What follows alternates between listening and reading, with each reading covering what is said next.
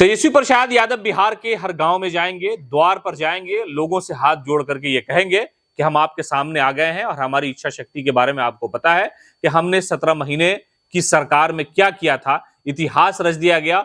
जिस गांधी मैदान में राजनीतिक रैलियां हुआ करती थी वहां पर हमने नियुक्ति पत्र बांटा और ये सिर्फ हमारी वजह से हुआ, इसलिए कि जो सरकार 17 साल से थी वो सोच भी नहीं पा रही थी कि ऐसा रोजगार का मेला राजधानी पटना में लगाया जा सकता है और एक दिन में 4-5 लाख नौकरियां, वो भी सरकारी नौकरियां किसी को दिया जा सकता है। दरअसल तेजस्वी प्रसाद यादव अब बिहार के दौरे पर होंगे और बिहार में भी वो पैदल मार्च करने जा रहे हैं और कहा यह जा रहा है कि 14 से 15 किलोमीटर एक दिन वो चलेंगे।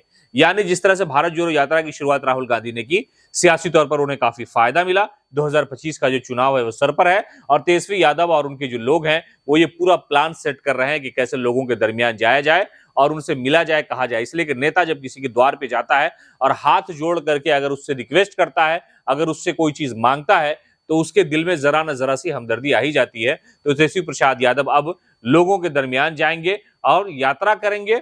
सफर उनका शुरू होगा गांव से लेकर के शहरों तक और शहर से गांव तक जाएंगे, लोगों के दरमियान बताएंगे कि हमारी सरकार आएगी तो क्या क्या काम करेंगे। इससे पहले तेजस्वी प्रसाद यादव ने बिहार में बढ़ती महंगाई और बिजली की जो दर है उसको लेकर के उन्होंने बड़ा हमला बोला था और कहा कि अगर हमारी सरकार आती है तो 200 यूनिट बिजली फ्री की जाएगी। और उनके नेताओं के द्वारा यह भी कहा जा रहा है कि अगर तेजस्वी की सरकार आएगी तो स्मार्ट मीटर को उखाड़ के फेंक दिया जाएगा। यह मुद्दा बिहार विधानमंडल की कार्रवाई के दौरान भी गूंजा, लेकिन तेजस्वी प्रसाद यादव लोगों के दरमियान जाकर के बातचीत करने वाले हैं।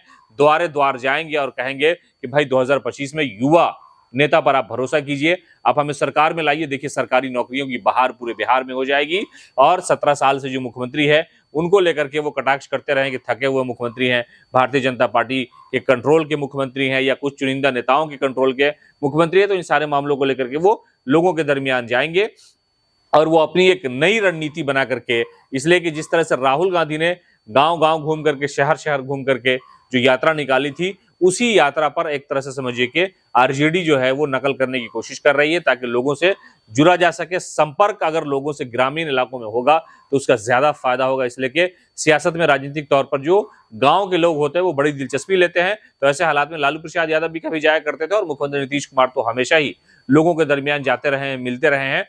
तो कहा यह जा रहा है कि तेजस्वी यादव और उनकी पार्टी एक नए यात्रा की शुरुआत कर रही है और ये यात्रा पैदल मार्च होगा। हालांकि पहले जनविश्वास यात्रा तेजस्वी प्रसाद यादव ने शुरू किया जब सरकार टूटी थी उस दौरान, और उन्होंने शहर में जाकर के लोगों से मुलाकात की थी। बड़ी संख्या में लोग उनका स्वागत कर रहे थे।